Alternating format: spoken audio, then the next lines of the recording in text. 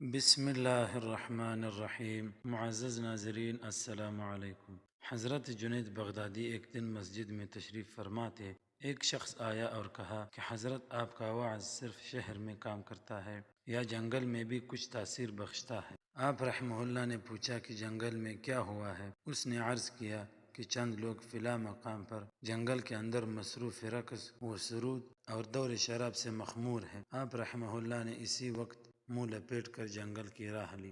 جب ان لوگوں کے قریب پہنچے تو وہ لوگ ڈر کر بھاگنے لگے۔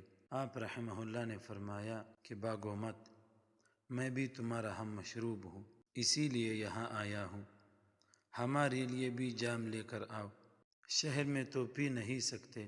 ان لوگوں نے کہا افسوس ہے کہ اس وقت شراب ختم ہو چکی ہے، اگر آپ کہیں تو ہم آپ کے لیے شہر سے منگوا دیتے ہیں۔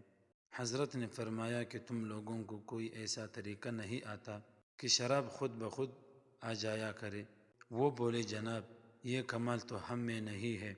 آپ رحمہ اللہ نے فرمایا میں تم کو ایک ایسا طریقہ سکھا دیتا ہوں جس سے شراب خود بخود آ جایا کرے گی، پھر اس شراب کا مزہ دیکھنا۔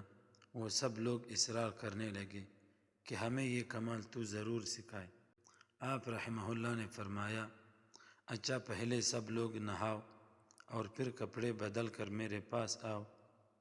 سب نے غسل کیا اور کپڑے دھوئے، پاک صاف ہو کر آپ کی خدمت میں موجود ہوئے۔ آپ رحمہ اللہ نے فرمایا پہلے سب لوگ 2 رکعت نماز ادا کرو۔